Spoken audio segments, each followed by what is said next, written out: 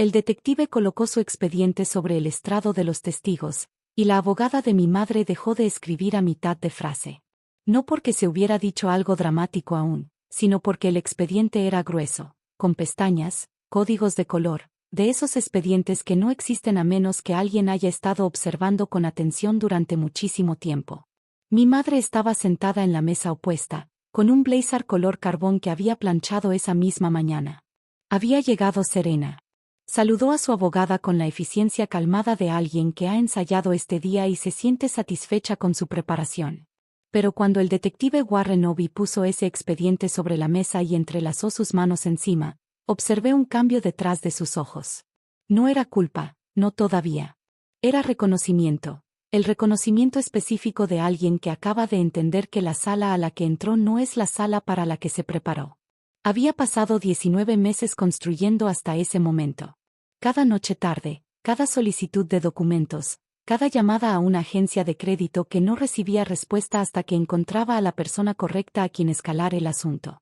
Todo había sido para esto. Un jueves por la mañana, en una sala del cuarto piso, y un detective que había estado observando a mi madre desde antes de que yo siquiera supiera lo que había hecho. Mi nombre es Senadmi. Tengo 29 años. Soy analista financiero. Entiendo la arquitectura del crédito, cómo se construye, cuánto tiempo lleva y exactamente cuánto daño puede causar un solo trámite fraudulento en años de construcción cuidadosa. Había estado construyendo mi historial crediticio desde los 22, con la paciencia deliberada de alguien que comprendía que la independencia financiera no se hereda en mi familia. Se gana lentamente, correctamente, una decisión documentada a la vez. Mi madre, Diane, me había observado construirlo. También, descubrí más tarde, había estado observando el número asociado a él. Me enteré un martes por la tarde de febrero, cuando solicité la preaprobación de una hipoteca, y la oficial de préstamos guardó silencio en el teléfono de esa manera particular que precede a una mala noticia entregada con cuidado. Había una hipoteca existente en mi historial crediticio, explicó. Una propiedad en un suburbio a 40 minutos de donde crecí, comprada 14 meses antes. El préstamo estaba a mi nombre. El número de seguro social asociado era mío. La firma en la solicitud no lo era. No dije nada por un momento. Luego pedí la dirección de la propiedad. Conocía la calle. Había pasado por ahí una vez años antes, cuando mi madre mencionó que le gustaba el vecindario. No había vuelto a pensar en ello. Ahora sí. Contacté a una abogada de crédito llamada Philip Paestran en menos de 24 horas. Era experimentada, precisa e impresionantemente poco impresionada por la complejidad. Había manejado casos de fraude de identidad que involucraban familiares antes y me dijo en nuestra primera reunión, sin suavizarlo, que estos casos son de los más dañinos de perseguir y de los más importantes de manejar correctamente. Esa misma semana presentamos una alerta de fraude a las 3 agencias de crédito. Presentamos una disputa formal. Contactamos directamente al prestamista hipotecario con documentación que demostraba que yo no había estado presente, no había aplicado ni firmado nada. Lo que no sabía en ese momento era que un detective de delitos financieros llamado Warren Obi ya había abierto un expediente sobre mi madre 3 meses antes de que yo llamara a alguien.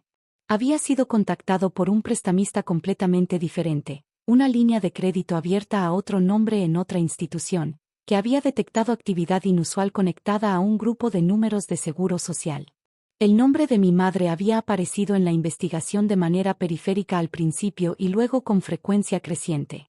Para cuando presenté mi propio informe, el detective Obi tenía 7 meses de registros de transacciones documentados, archivos de identidad cruzados y una línea de tiempo que se extendía mucho más allá de lo que me había hecho a mí.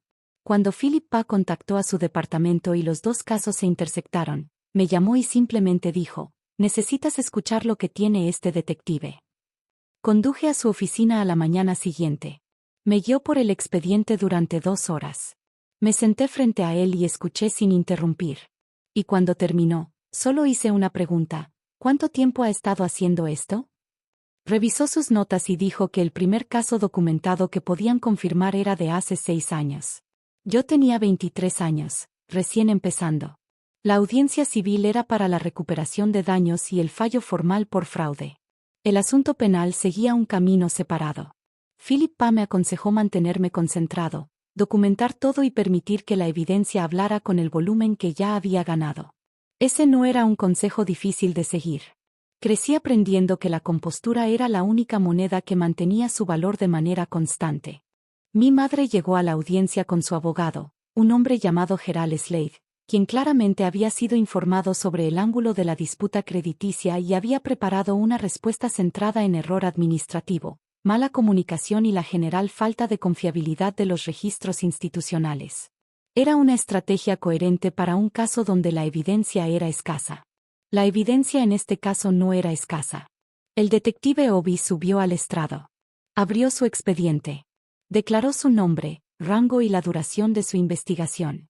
Describió la metodología, el mapeo de transacciones, la verificación cruzada de identidades, las fechas de presentación documentadas. Presentó una línea de tiempo que comenzaba 19 meses antes de la audiencia y trazaba una clara línea ininterrumpida de actividad financiera que conectaba a mi madre con múltiples trámites fraudulentos en 2 estados. Mi número de seguro social aparecía en la línea de tiempo 11 veces a través de 4 transacciones separadas. La hipoteca de 600,000 pesos era la instancia más grande. No era la primera. Gerald Slade objetó 3 veces durante el testimonio. Cada objeción fue atendida y desestimada. Cada vez, el detective Obi esperó, encontró su lugar en el expediente y continuó. Mi madre no miró al estrado ni una sola vez después de los primeros 5 minutos. Miraba la mesa frente a ella con la atención fija de alguien que ha decidido que la quietud es la única opción restante. La jueza emitió su fallo sin deliberación prolongada. Juicio por fraude confirmado, daños completos otorgados. La acción sobre el título de la propiedad fue remitida al tribunal penal que ya estaba en proceso. Mi historial crediticio fue ordenado restaurado con documentación formal a las 3 agencias dentro de 30 días. Salí al exterior y me quedé de pie en la cima de los escalones del juzgado por un largo momento antes de moverme. 19 meses, cada llamada telefónica, cada noche tarde cruzando documentos que nunca debería haber tenido que revisar. Cada conversación con una institución en la que tuve que demostrar repetidamente que mi propia identidad me pertenecía. Todo se había reducido a un expediente elaborado durante 7 meses y un detective que había estado haciendo, de manera silenciosa y metódica, lo que yo había estado haciendo en paralelo, construir un registro tan completo y preciso que ninguna explicación alternativa podía sobrevivir al contacto con él. Empecé a construir mi crédito a los 22 porque entendía que la estabilidad financiera era algo que se construye cuidadosamente con el tiempo, sin atajos. Resultó que el mismo principio se aplicaba a la justicia. La construyes correctamente. Documentas todo. Encuentras a las personas que han estado observando cuando no estabas mirando. Y luego entras a la sala y dejas que el expediente hable. Siempre habla con fuerza.